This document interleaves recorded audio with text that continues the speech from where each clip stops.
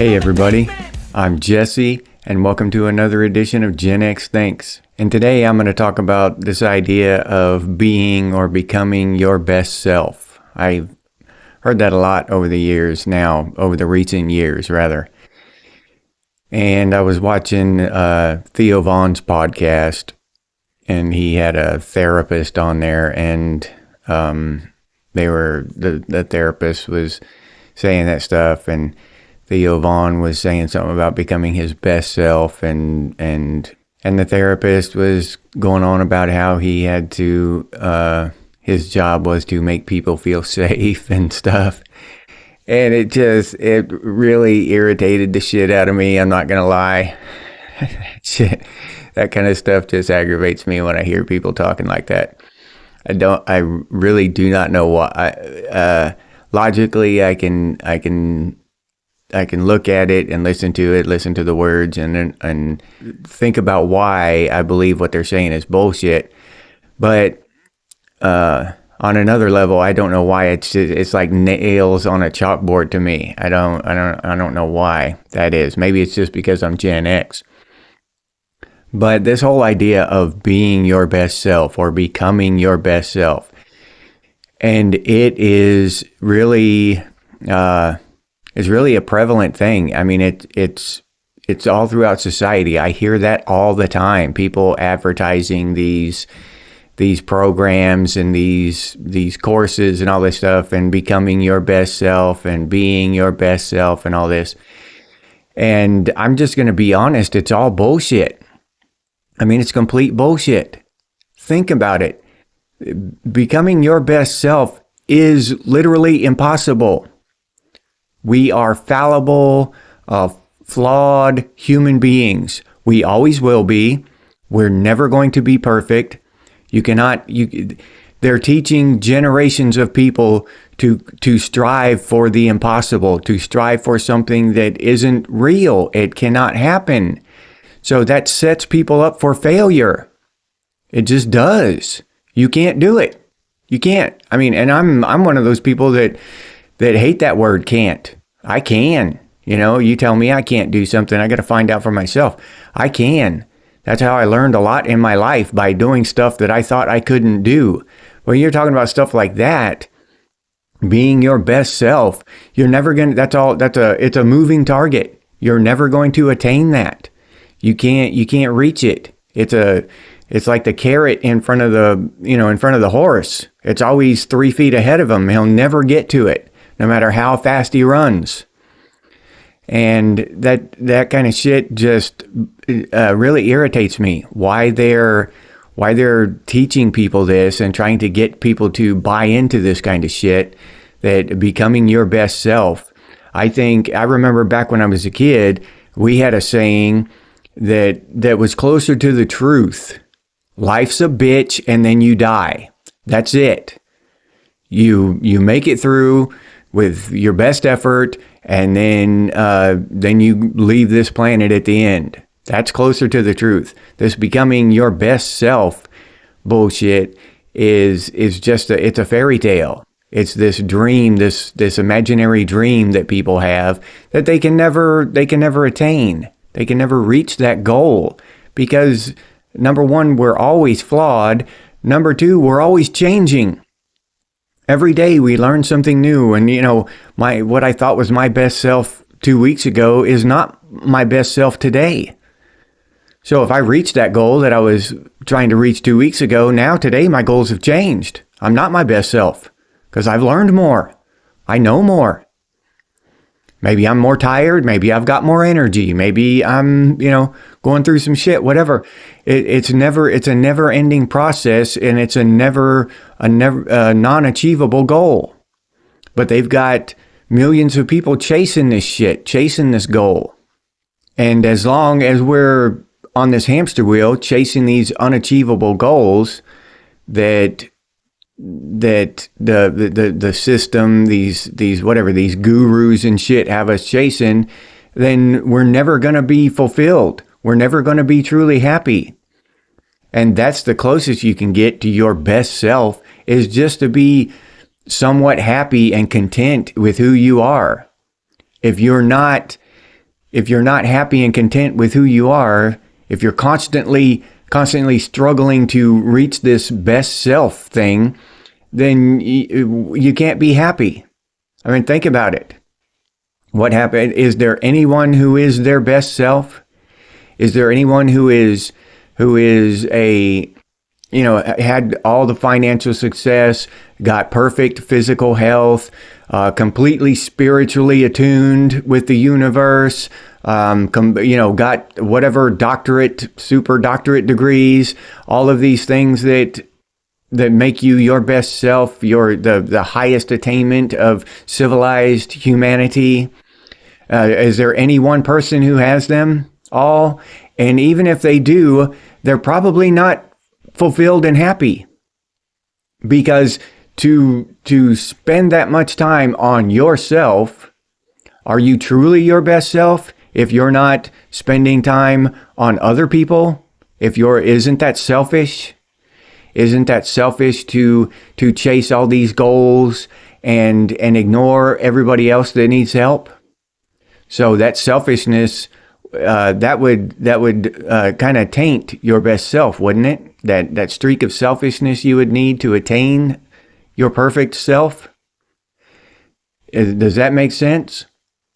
So then truly, you would have to spend a lot of time helping other people become their best selves. Helping the poor, helping whatever, helping the injured, helping the sick. And then if you're spending all this time helping other people, being unselfish, then you're not becoming your best self. Or is a person's best self truly altruistic and only serving others? There's an argument for that. So this whole idea of one's best self and this whole idea of chasing this goal, it's just another hamster wheel. It's just another way for us to ignore the things that are going on in the world, the things that are going on behind the curtain, the things that are going on, in the shadows and in the dark that our government is doing and this kind of shit, right?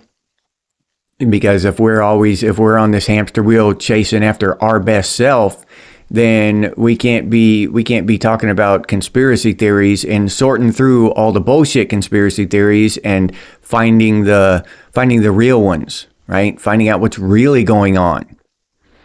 And I believe that's somewhere, I don't know if this whole best self-help thing, this whole best self, perfect self thing is by design implanted into our society, but I think it has been promoted somewhat because it's very pervasive. It runs throughout. I constantly hear this stuff about your best self and all this shit.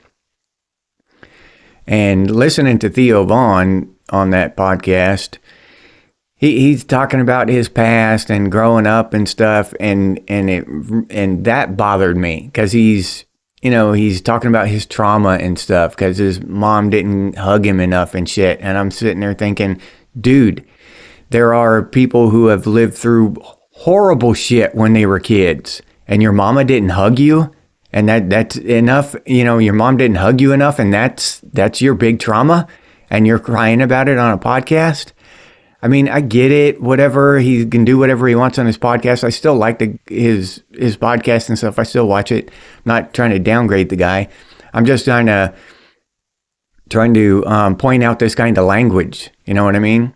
And then the therapist is like, it's my job to make people feel safe and so they can open up and all this shit. And I'm like, why do people have to feel safe and open up? I mean, honestly, back to my videos on vulnerability. Why do we have to be vulnerable? What the hell is it? Why? It's just virtue signaling, in my opinion. So other people think, dude, put your big boy pants on and get over the shit. Period. What the hell are we crying about? I've never felt the need nor the desire to cry about shit. To talk about my trauma to someone else. I just never have. And maybe I'm weird like that. Maybe I'm some kind of Stone Age caveman or something. I don't know. But I have a feeling that a lot of Gen Xers feel like me. We don't need to talk about our trauma and shit. And I talked about that one thing when my grandma died and I was sad, but that's not trauma, And somebody in the comments said, well, you were being vulnerable when you said that to everybody on your podcast. No, I wasn't. Vulnerable means to open up yourself to harm, become vulnerable. All right. I was not opening up myself to harm. I was just relaying a fact that happened in my past. You have to care what other people think about you, your feelings, your stuff, to be vulnerable. I don't know if I can do that, honestly, because I just don't care. I care, what my viewers think about my podcast, but I don't care what people think about me inside, how I feel inside. I just don't care. I don't even care a little bit.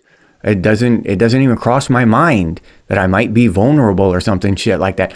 I don't know. It's hard for me to comprehend and grasp this whole need for a vulnerability and safe spaces and all this bullshit. And I honestly don't think it's good for humanity. I really don't. It's weird. It's weak. It's selfish and virtue signaling, right? Who to be chasing after your perfect self and constantly reliving your past trauma and all this shit, trying to be your best self and live your best life and all this shit. That's really selfish. That ignoring everything else that's going on in your family and in your world and in your community and with your kids and your wife and your husband and your sisters and brothers and everything, whatever, and just trying to be your best self and focusing on your trauma when you were 5 or 10 or whatever, that just seems really weird to me. Get over it. Men and women have been getting over that shit for millennia, literally thousands of years. Some stuff is just, it's just stupid to keep revisiting shit that happened when you were 5 years old. Seriously, get over it. Let it go. It's not really a difficult idea to let that shit go and go move on with your life.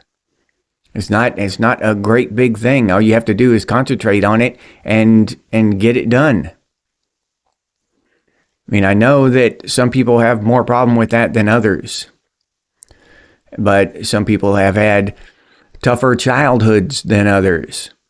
Some people had worse things happen to them than just, mama didn't hug me enough and this kind of shit, right?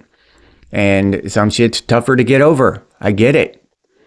Some stuff, some horrible things happen to people and they probably do need therapy. I'm not, completely discounting therapy as a ideal, but I honestly don't think, 98% of human beings need therapy to get over their childhood trauma. More like 2% of human beings need therapy to get over actual real trauma. All that petty bullshit. Mama didn't buy me a PlayStation. I had to wear the same clothes to school twice in a row in 2017 or whatever. That kind of shit. Get over it. Get over it. Let it go. It's bullshit. That's the best we can do, is just get over shit, to dwell on it, to find your safe space and open up and relive all your trauma. Is just, it's crazy. I just don't get it. And I really don't think it's good for humanity or individual people, right? To dredge all this shit up constantly in therapy. And I just don't think the average person needs all that shit. I really don't. We as humans, we're gifted with the ability to deal with this shit. But we're in the society we're in today, we're told to believe that, all that shit that happened in our past as kids and stuff, is just so horrible. And we need therapy to get past it, to live our best life. We need therapy, and we need all these really smart people to get us through this shit. And I'm here to tell you, we don't. We really don't. I'm not discounting therapy completely. Me and my wife went to therapy a couple of times early in our marriage because we were having trouble. And that whole thing, but that is really my experience with therapy is what turned me against it personally. I'm not talking about everybody. If you want to go to therapy, that's great for you. Whatever works for you, right? I'm not trying to talk people out of going to therapy. If that works for you, great. I'm happy for you. But just me personally, me and my wife went to a couples therapist, trying to work things out. And in the first session, the therapist looks at us and says, have y'all ever considered divorce? Like, yeah, we consider divorce, but we're here to try to avoid that. That's why we're here. Divorce is what we're trying to avoid. That's not the answer. If you take your horse to a vet with a broken leg, well, have you ever thought of just shooting it? Yeah, I did, but I rejected that idea. That's why I brought the damn thing to you, so you could fix the leg. You know what I'm saying? Put a cast on it or something. I don't want to shoot my horse. That kind of thing. So we didn't go back to that one, and we got another one. We went to another therapist, and the exact same thing. The therapist suggested the same thing to us. Have you ever thought of getting a divorce?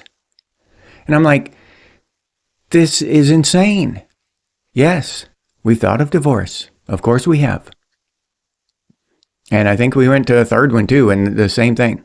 And eventually my wife started thinking, maybe we should get a divorce. And I had to just tell her no.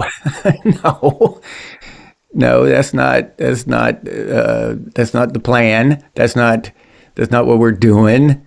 No, these people are stupid. Just because someone is in an office does not make them right, does not make them smart, does not make them, better in any way. They can still be complete idiots. And yeah. And now hopefully she's thankful that she listened to me instead of the professionals, because we're still together. Now we're happy. We worked through our shit without their help. Believe it or not. But yeah, so that experience soured me on therapy. And they just, I go back to Crocodile Dundee when that lady was describing to him, what therapists were and stuff. And he says,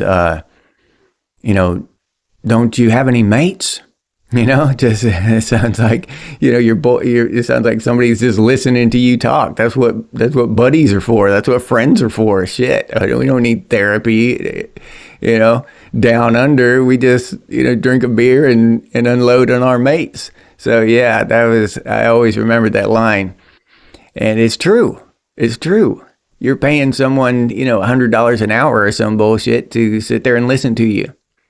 Now it's going to be AI here pretty quick. So, but they can still charge you $100 an hour for it, I guess. But this whole thing with it, to me, it just seems weak. The whole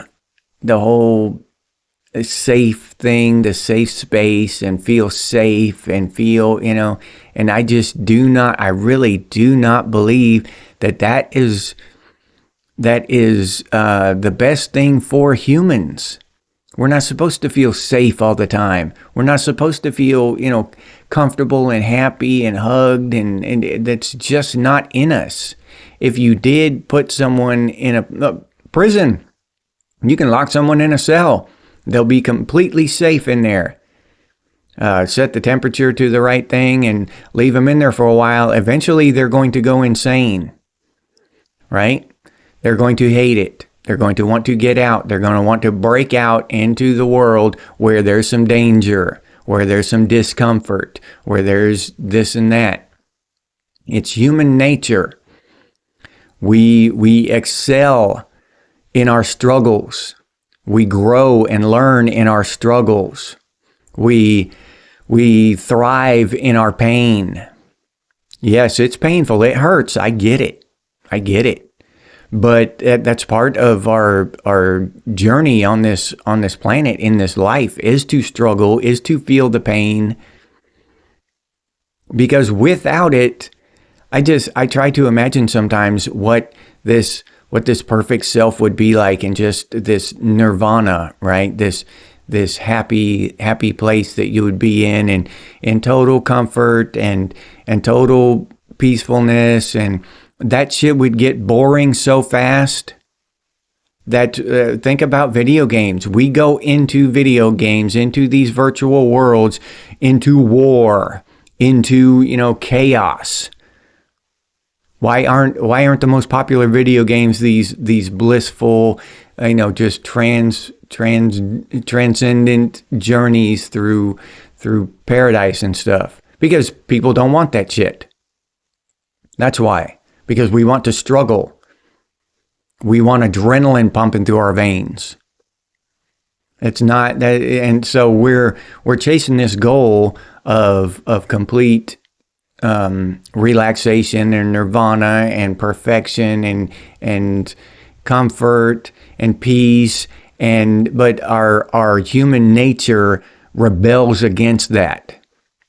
And we're never going to reach it. We're never going to be our perfect selves. We're never going to be our best self and just be able to lay back in this blissful, peaceful state and exist, right? We're never going to be able to do it. We need the chaos. We need the struggle. We need the pain to know that we're alive. Because without that stuff, we might as well be dead. Without the risk of it, at least, right? I might as well be dead. If you're just laying there on the couch, just staring at the ceiling in bliss, and you might as well be dead right there. If you just stayed that way for the next 50 years, you might as well just pass away right there. Because what the hell are you doing? You're just taking up room on the couch. Cart your ass off and to Dr. Kevorkian. So yeah, I'm just not with all that, this new age best self and safe spaces and therapy and all this shit. I'm just not with it. I don't think it's good. I don't think it's going to help humanity progress and evolve and become better, right? I just don't think it's going to happen. I think that the opposite is going to happen. We're going to get worse. We're going to get weaker and more dependent on a system. And that is something that I have a real problem with, dependence on systems. Because if you really want to be that safe and that comfortable, then the government was going to have to pass laws against everything that might make you unsafe or uncomfortable. And that's just the way it is. If you just let people be people, which is how it should be, then we're not going to be safe or comfortable. Unless we make ourselves safe. That's what we're here for. That's what men are here for. To keep our families safe. To keep our wives and our children and our mothers, and to keep everyone safe. We don't need the government for that. And I'll leave you there with that. If you enjoyed this episode, please like, subscribe, and comment. If you'd like to support the channel by becoming a member, I'll leave that link down in the description, or you can head over to the channel page and become a member that way. If you're interested in Gen X gear, we got some pretty cool stuff over there at Redbubble. Gen X Stinks and Gen X branded stuff. T-shirts, coffee mug stickers, all kinds of cool stuff. But I'll leave that link down in the description too in case you're interested.